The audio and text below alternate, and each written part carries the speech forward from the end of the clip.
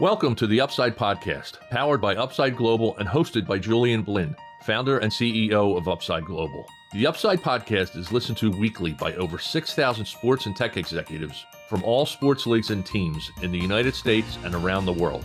Julian has been developing technologies for professional sports teams for over 10 years and has worked for major tech companies along with sports tech startups. In each episode, Julian interviews global leaders in sports to share knowledge on emerging technology in the sports industry and how these technologies can help improve the performance of individuals and organizations, both on and off the playing field. And now here's your host, Julian Blinn. So today we have the honor of interviewing Dr. Ron Dick, Associate Professor of Sports Marketing at Duquesne University. So for those who don't know, Ron also worked for 20 years in sports, including 15 years in the NBA with the Sixers and the Nets, and then 5 years in the NCAA. So welcome back to the show, Ron. Thank you, Julian. Happy to be with you today. It's great to have you back. So, hey, Ron, there's a lot to cover, so I'll just jump right in. First question for you is the MLB playoffs. So who's in the race, who are the contenders, and so on? Well, what an exciting time to be a sports fan, right? Yeah.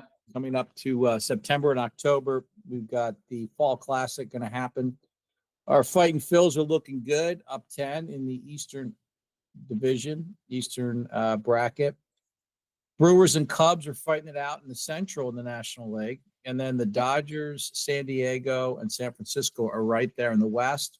And in the American League, we've got Toronto up over New York and Boston by 3 games. Detroit is looks like they're going to run away and hide in the Central, Cleveland and Kansas City. Houston and Seattle in the West, and Texas is there too. It's going to be an absolute exciting finish, especially for some of those wild card positions. Yeah. And I mean, what a great time to be a sports fan. You got all the leagues starting up, NBA, NHL, NFL is off and running, college football. Yeah. Everything seems to be coming in place here in the fall. That's right. And I'll tell you a story. I was a few weeks ago, I got invited by the Tampa Bay Rays to watch a game.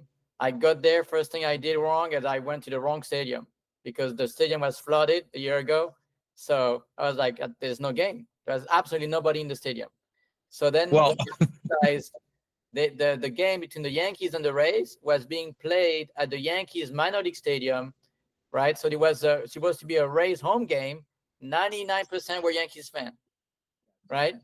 So you go there, you see 10, I'm joking, right? Tampa Bay Rays fan, but that was just amazing. And again, a reminder that the Yankees are one of the biggest teams in the world, right? Sure. Wherever you go, right? So yes, I mean, you're talking about Tropicana Park, and how can we forget? We have a house down there that took on a lot of flooding in near Bradenton, Anna Marie Island, where the of course Pirates have their spring training, and the roof ripped off. We had Helena, and we had the flooding at first, and then the wind. And the wind was the second hurricane last fall. Milton ripped off the roof of Tropicana. So they didn't have another place to play. It's not considered one of the nicer baseball fields. Yeah. And the Yankees were nice enough to say, who also are in Tampa for their training camp, you can use our building, and they only charge them $15 million, which I think is a very reasonable. Well, $15 million for 81 home games, and you get to practice there whenever you want. I think that's fairly reasonable. The only problem is most of these games in spring training are played at 1 o'clock in the afternoon. So the lighting is not quite as bright as it is in some of these bigger stadiums and fields and parks. So, it was a deal that was made, but we got the same thing going on in Oakland. They moved to Sacramento, and they're playing where the Bees played, and they're playing in a AAA park. So they're on their way to Vegas. They're going to play a couple games in Vegas next year and move there permanently. Well, so the funny thing is, when I went from the Rays stadium to this other stadium, and I see a big Yankees fan, like, I'm very confused. I don't understand what's going on here. Right. George Steinbrenner Field, they call it. Yes. I was like, it's a really nice spring training facility. It's one of the best. Yeah. It looks nice, super nice. For a minor league team, it looks really good. Yeah, and it's really, what's it hold, about 20,000 people? I mean, it's not a big, no. Maybe 15,000, Yeah. Hey, the next topic obviously is the NFL. The week 1 started already, and you can really feel like it's business time, right? All the teams are really every single week. It feels like it's a championship almost, right? You can't Right. lose any games, because if you start losing, then everything started going downhill. So Yes. Yes. what's going on? Well, what's going on is we are playing more international games than ever before. We have 7 regular season games in 5 different countries. We already did the Chiefs and the Chargers in Brazil. For the first time ever, there will be an NFL regular season game played in Dublin, Ireland, and Madrid, Spain. Of course, I've been in those. I mean, Madrid, Spain, Barcelona, Spain, 92 Olympic Games were played there, which opened up basketball to the world. First time ever in Spain, first time ever in Ireland. Our Steelers are going to play the Vikings, and the Dolphins are going to play the Commanders. We also have another game in England, which is the 40th game, regular season game. It's going to be on October 5th. The Vikings again versus the Browns. The next week, same building, Jets, Broncos. The next week, same building, Jaguars, Rams. Quite a commute for those Rams. And Berlin is going to have another game on November 9th, and that's going to be the Colts Falcons. So, I mean, the sports is going global. There's no question. It's too early to tell, who's good, who's bad. But hope springs eternal, and everybody's feeling good about their team right now. But that's where the money is. That's where the growth is. I think we've saturated the United States pretty much as far as NFL. It is the number 1 sport, no question, by far. And it's exciting to see them go into other countries and bring more, maybe even get players from those countries, similar to what the NBA did. What does that mean? Does it mean that long term, because the NFL used to have the NFL European League, right? Does that mean that the NFL will have an NFL team, right, playing in Europe like the whole season, or what are we talking about here? I believe if of the 4 major sports, the first one to really do that will probably be the NBA. Yeah. More so than the NFL or the NHL or the MLB. So it just seems a little bit easier. Basketball is more of a global sport than the other 3 that we mentioned, I think, especially in Europe. So soccer seems to be more the sport of choice there. But I mean, it's definitely expanding. In football also, of course, played a game in Brazil. Another game in Brazil in which the Chiefs got beat by the Chargers. So, that's another cultivating area, South America. Yeah. Now let's talk about the NBA, right? Because like you said, the NBA is also expanding globally. They're talking about having an NBA team in, I think, Paris, China, Berlin, London, and obviously all the NBA team are back in training. They're doing training camps, and the season started, I believe, on October 22nd. That's when the teams are coming back. So what's going on with you think with the NBA expansions? And honestly, what do you think are going to do well this year? Are the Cavs going to do well again? Are maybe the Knicks with the new coach? How is it going to happen? Are the Mavs with Cooper Flag going to do well? Are the Lakers, with an aging LeBron James, are going to be able to do pretty well? So what do you think is going to happen this year? Well, as far as when they're starting, it looks like they're going to start September 24th. And September 25th. They're allowing the teams that are playing preseason games in other countries and the ones that are going to play regular season games. So what do we got preseason wise? We've got the Raptors and the Nuggets playing in Vancouver, Canada, a beautiful city. Vancouver, of course, for our younger listeners, may not know that the Vancouver Grizzlies were an expansion team. But what happened there, and we like to talk about the sports financial end of things here, they went belly up and transferred to the Memphis Grizzlies. The reason for doing it, the exchange rate between the U.S. dollar and the Canadian dollar was very much a disadvantage to the owner. He lost $40 million. He said, "I'll go to any city other than Canada because of the exchange rate."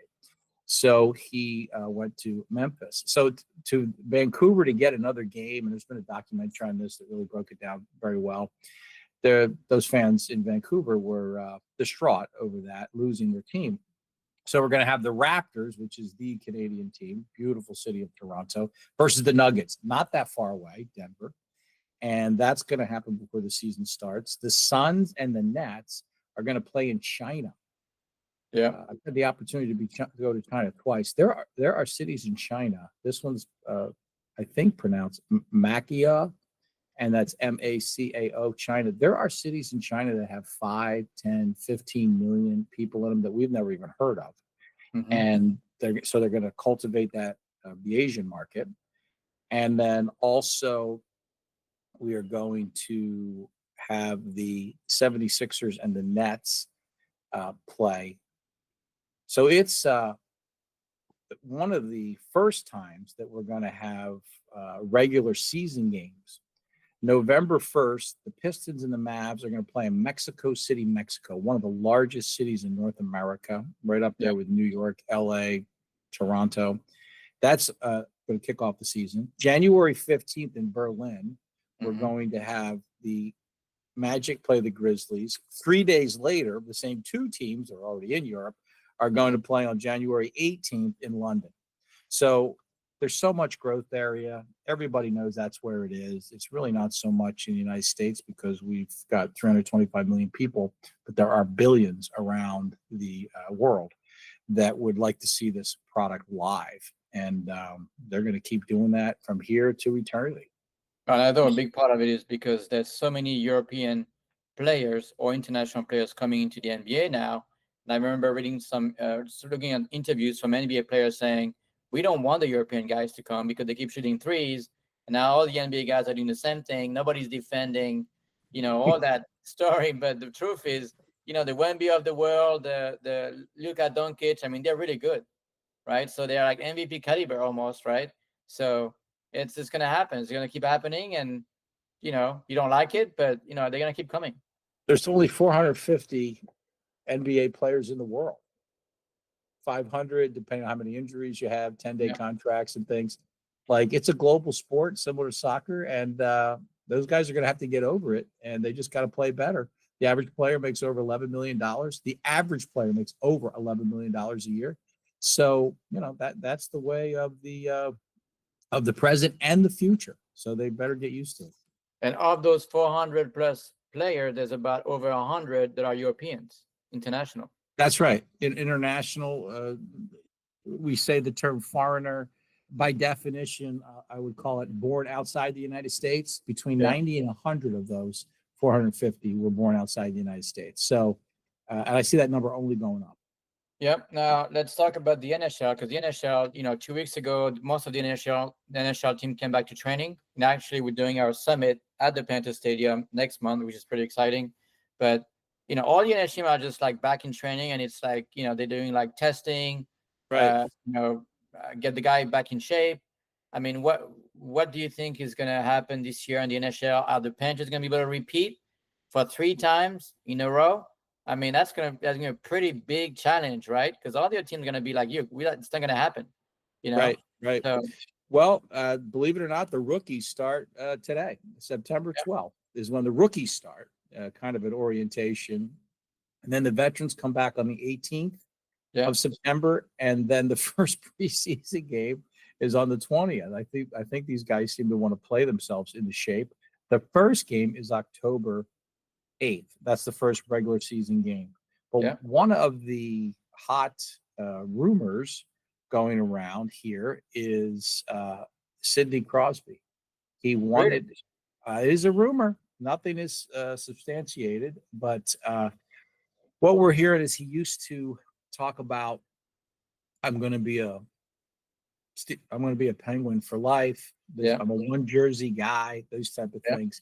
When he's asked the question, and again, training camp's about ready to start, he answers it a little differently. He doesn't quite say that. So could you imagine if his last will and testament was with the Penguins would be to allow them to get several first round, second round picks, other players back to help them replenish. I mean, they haven't been in the playoffs for 3 years. Their head coach got dismissed.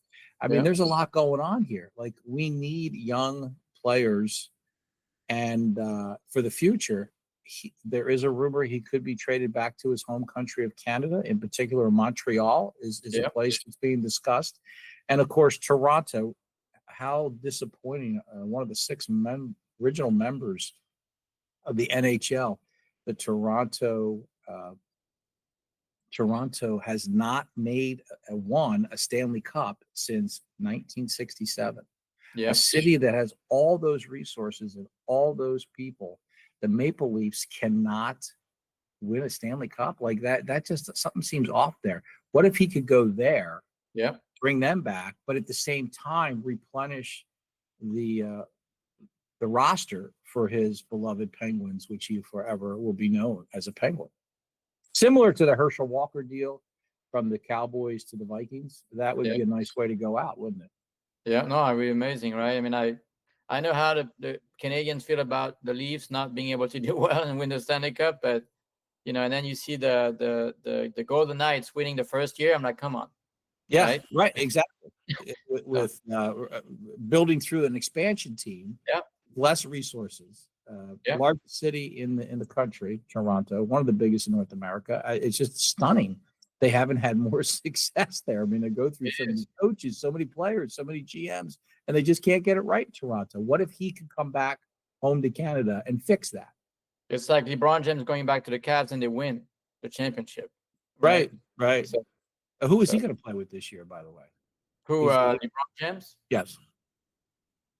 I mean, he's still got, Luka Doncic, but I think they need He's more going people. back to the Lakers. So he will play for the Lakers this year? I have a feeling, even though his agent, right, Paul, kind of went in front of the media saying you never know, right? He's trying to maybe bargain some chip with the Lakers. We never know. Okay. But they need more. Like when they lost Anthony Davis from the Lakers, that was a big loss for them defensively. And I don't think they really recovered from that. So because Luka Doncic is not going to defend like Anthony Davis. It's not going to happen. So they're trying to bring some guys, veterans and whatever, but it's not. You can't replace a guy who's going to, catch, rebound, score 20+ points a game. It's not. You just can't.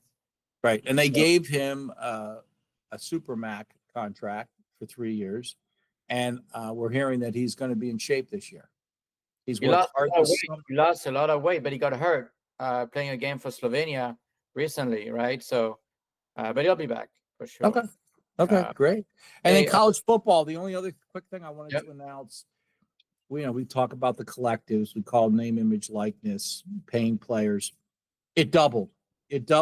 We have the final numbers. It's at $1.9 billion were spent on college football players this year.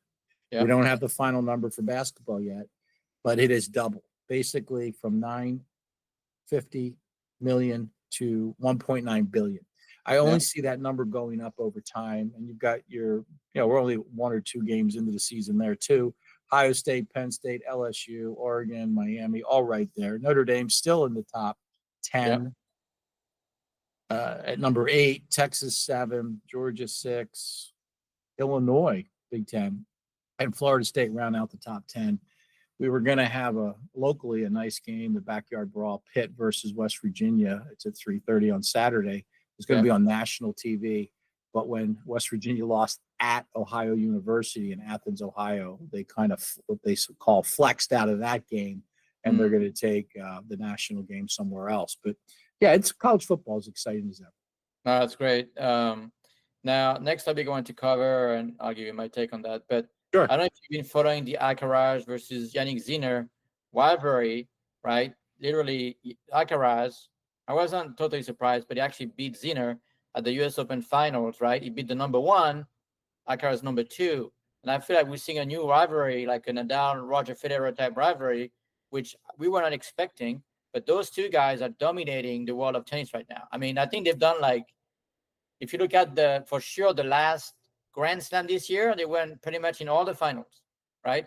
And Djokovic said during a press conference, if he goes into 5 sets, there's no chance I can beat those guys. No chance. For Djokovic to say that, that's a big statement, right?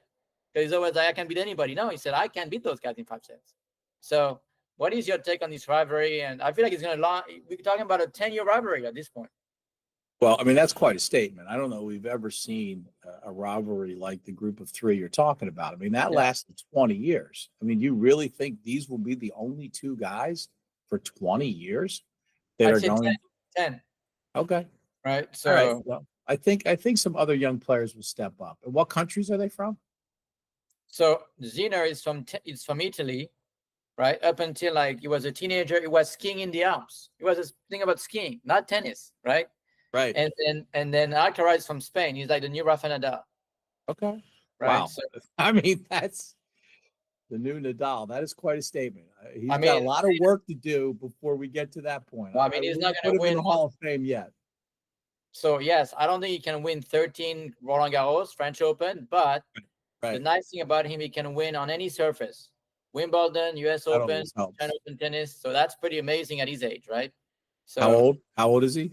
I think he's 20 something, very young. Okay. Right. Well, it's got a lot of potential right now. For sure. Hey, last topic I want to ask you. We don't talk about this in the green room. I was watching on Netflix this new documentary about Jerry Jones and how he bought the Cowboys. Yes. I was like, this is entertaining. I couldn't get off the TV screen, but it was just amazing how this guy was literally building businesses in, Kansas City, and then he got into the oil business. And then, you know what? I'm going to buy the Dallas Cowboys. And he did. And they sucked at the beginning, right? They got some draft picks. They got rid of some of their top players. They turned things around. And all of a sudden, they compete and beat the 49ers, right? At their pick. So highly recommend that you watch it if you haven't. But it was a really well done Netflix documentary. I watched it. I binge watched it, similar to what you're saying. Could not take my eyes off it. I lived through it. I mean, I remember it like it was yesterday. I remember when Michael Irwin appeared to be paralyzed at Veterans Stadium on the AstroTurf. That was the last game he ever played in, and luckily he was not. He had a very narrowing of the back of his spine, and he never played another game. I remember how close he was to doing 20 years in jail for some of the stuff he was doing. And he got out of that too. But my takeaway was men's egos and how they kind of get into the way of their success. Like he gets the team. He really wasn't supposed to get the team. It was supposed to go to Jerry Buss.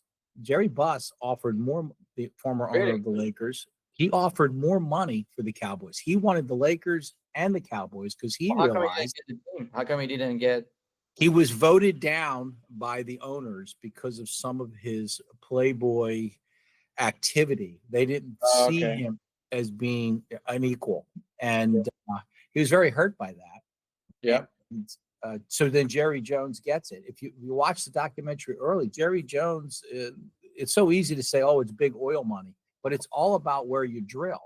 And he was down, the way he explained it, he was down to like his last big $100,000s drilling spot. And that one was just a volcano of oil. Yeah.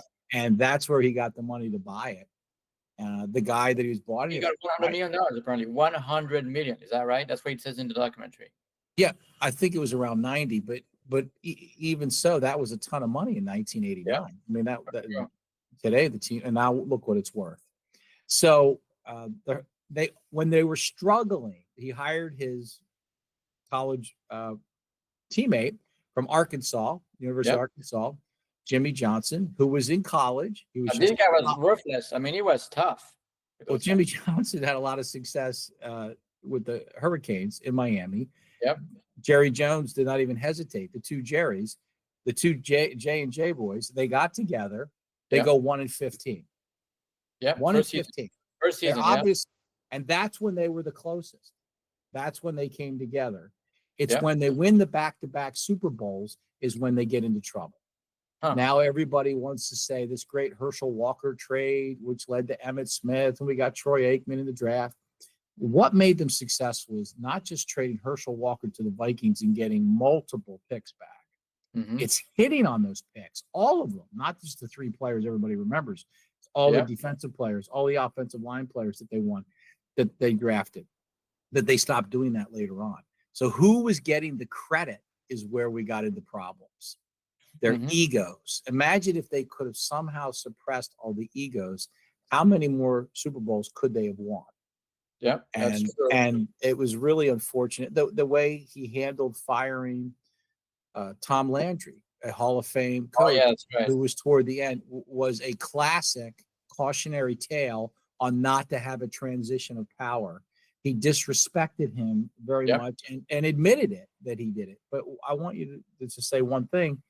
He controlled the narrative of that documentary. He signed off on 100%. it, and it made him look positive. I think it really made Barry Switzer look like a more endearing character too. And maybe he was. Switzer had been a tremendous coach in college at Oklahoma, and he too won a Super Bowl. And then a year or two later, he dismissed himself and said, "I'm going to step down." And they've never been the same. Yep.